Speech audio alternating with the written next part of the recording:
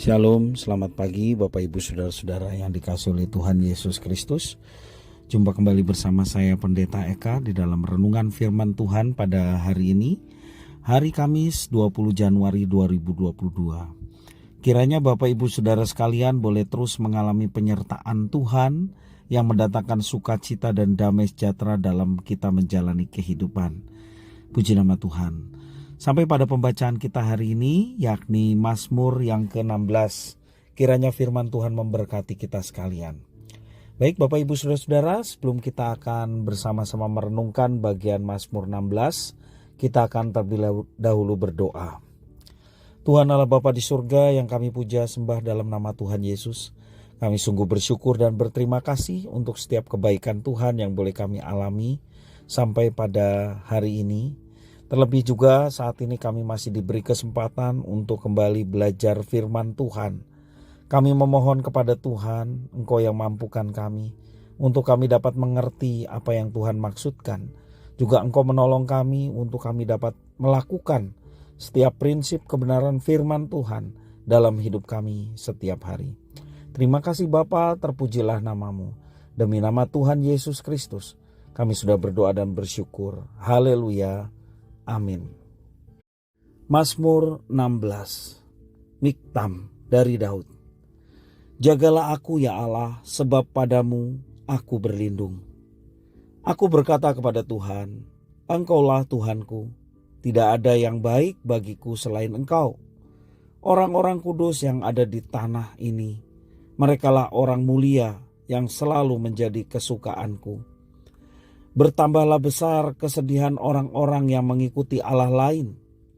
Aku tidak akan ikut mempersembahkan korban curahan mereka yang dari darah, juga tidak akan menyebut-nyebut nama mereka di bibirku. Ya Tuhan, Engkaulah bagian warisanku dan pialaku. Engkau sendirilah yang meneguhkan bagian yang diundikan kepadaku. Tali pengukur jatuh bagiku di tempat-tempat yang permai. Ya, milik pusakaku menyenangkan hatiku. Aku memuji Tuhan yang telah memberi nasihat kepadaku. Ya, pada waktu malam hati nuraniku mengajari aku. Aku senantiasa memandang kepada Tuhan, karena Ia berdiri di sebelah kananku. Aku tidak goyah. Sebab itu hatiku bersuka cita dan jiwaku bersorak-sorak. Bahkan tubuhku akan diam dengan tentram. Sebab Engkau tidak menyerahkan aku ke dunia orang mati. Dan tidak memberikan orang kudus-Mu melihat kebinasaan. Engkau memberitahukan kepadaku jalan kehidupan. Di hadapan-Mu ada sukacita berlimpah-limpah. Di tangan kanan-Mu ada nikmat senantiasa. Itulah Mazmur Daud, Bapak Ibu Saudara-saudara. Di dalam firman Tuhan yang kita baca merupakan satu berkat bagi setiap orang yang berkenan kepadanya dan hidup seturut dengan rencana Allah. Tidak sedikit orang memahami bahwa apa yang didapat dan dimiliki olehnya merupakan hasil usahanya sendiri. Orang pintar karena rajin belajar, orang kaya karena rajin bekerja, rajin menabung, dan orang berhasil karena dia seorang yang rajin atau cekatan. Ya. Jika logika itu benar, itu berarti orang-orang tidak berusaha pasti tidak akan pernah mendapatkan apa yang diinginkannya. Nah, pertanyaannya, di manakah peran Allah sang sumber kehidupan dalam kehidupan kita sebagai manusia? Apakah semuanya memang karena usaha manusia semata? Kelihatannya mata rohani penganut pemahaman macam seperti itu telah dibutakan oleh logika pemikirannya sendiri. Bapak Ibu Saudara-saudara, belajar dari Mazmur yang ke-16, Daud dalam teks ini, dalam nas ini, ya, kita belajar bagaimana menyatakan bahwa dirinya dijaga dan dilindungi oleh Tuhan. Itu penting sekali. Mazmur yang dimulai dengan sebuah doa berlanjut sebagai penyataan iman kepada satu-satunya junjungan, yakni Tuhan Allah yang dipuji disembah oleh Daud. Dan Daud meyakini bahwa segala sesuatu yang dialaminya, yang didapatinya, yang seolah-olah dimilikinya, itu semua sesungguhnya titipan dari Tuhan yang dipercayakan kepadanya untuk dia kelola dengan baik. Dan karena Daud percaya juga bahwa kasih setia kepada Allah, ia juga merasa mengalami yang namanya kebahagiaan. Karena dia boleh terus mengalami berkat-berkat-Nya. Sebab Allah lain tidak dapat melakukan apa-apa. Karena itu siapa yang mengikuti Allah lain pasti akan kecewa. Dalam bait yang keempat mengatakan demikian. Allah sang pemilik kehidupan kita tidak akan merancangkan sesuatu yang jahat dalam hidup kita. Dia juga tidak akan membiarkan anak-anaknya mengalami kebinasaan kekal. Bait yang 10 mengatakan demikian. Allah akan membimbing anak-anaknya dalam menjalani kehidupan. Jalan yang akan ditempuh itu akan mendatangkan sukacita, kebahagiaan, dan nikmat senantiasa. Puji nama Tuhan. Bapak Ibu Saudara-saudara, percayalah bahwa Allah adalah sumber berkat kita. Karena itu jangan kita merasa bahwa segala yang kita dapatkan semua karena usaha, perjuangan, kepandaian, dan lain sebagainya yang kita lakukan. Sebagai orang percaya, kita berjuang, kita melakukan segala sesuatu, termasuk juga kita belajar sehingga kita pintar.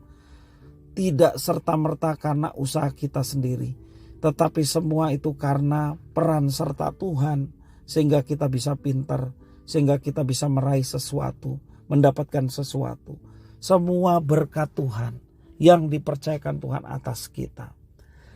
Manusia kadang menolak pernyataan bahwa semua ini berasal dari Tuhan karena Allah lah sumber berkat. Itu keadaan manusia. Terlebih ketika dia sungguh-sungguh bekerja keras untuk mendapatkan nafkahnya, sehingga apa yang dia harapkan boleh dia dapatkan.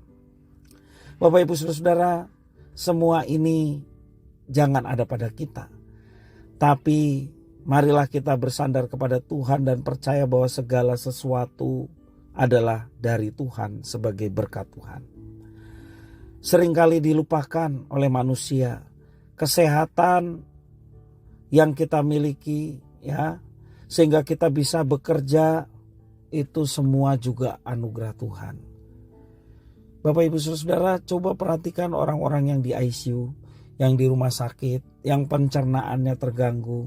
Mereka dikasih makan yang mungkin favoritnya atau makanan yang paling enak, tidak mau dimakan karena memang pencernaannya terganggu. Jadi kalau pencernaan kita bisa menerima makanan dan mengecap makanan begitu enak, itu semua karena anugerah Tuhan. Kita bisa mengecap makanan enak dan kita bisa sehat sehingga kita bisa berkarya. Jadi kesehatan itu pun anugerah Tuhan. Mari kita melihat semua itu dengan sudut pandang yang benar. Segala sesuatu yang kita alami, segala sesuatu yang ada pada kita, sesungguhnya ini berkat Tuhan yang dipercayakan atas kita untuk kita kelola. Kalaupun ada manusia yang merasa mampu menciptakan udara bersih, pastilah dia tidak mungkin menciptakan nafas hidup. Gitu ya. Dan itulah berkat terbesar sebagai manusia. Mari kita menjalaninya dengan rasa syukur kepada Tuhan. Dengan rasa syukur kepada Tuhan dan menikmati berkat Tuhan, kita selalu ingat sumber segala berkat adalah Tuhan. Kalau Tuhan sudah memberkati dengan berbagai macam hal, terlebih atas keselamatan yang disediakan bagi setiap orang yang percaya, tidak ada alasan bagi kita untuk tidak memuji menyembah Tuhan. Tidak ada alasan bagi kita untuk tidak melayani Tuhan. Karena itu rasa syukur atas setiap berkat Tuhan diimplementasikan dalam hidup kita dengan rajin beribadah, rajin melayani Tuhan, berbuat bakti kepada Tuhan, melakukan yang baik terhadap sesama seperti yang diperintahkan Tuhan, sehingga hidup kita boleh menjadi berkat bagi orang lain. Terpujilah nama Tuhan yang sudah memberkati kita sekalian, dan terpujilah Tuhan atas kita sekalian yang boleh menjadi berkat bagi banyak orang. Mari kita berdoa. Terima kasih ya Tuhan atas firman-Mu, mampukan untuk kami dapat menerapkannya. Engkau sumber segala berkat bagi kami, dan kami mau berkat Tuhan yang dipercayakan semaksimal mungkin kami pergunakan untuk kemuliaan nama Tuhan, untuk melakukan pelayanan seperti yang Tuhan kehendaki, sehingga hidup kami menyenangkan hati-Mu dan juga menjadi berkat bagi sesama. Terima kasih ya Tuhan, inilah diri kami. Kami sedia untuk melakukan segenap firman Tuhan, pertolongan Roh Kudus yang memampukan kami untuk melaksanakan semuanya itu. Demi nama Tuhan kami Yesus Kristus, kami sudah berdoa dan bersyukur. Haleluya. Amin.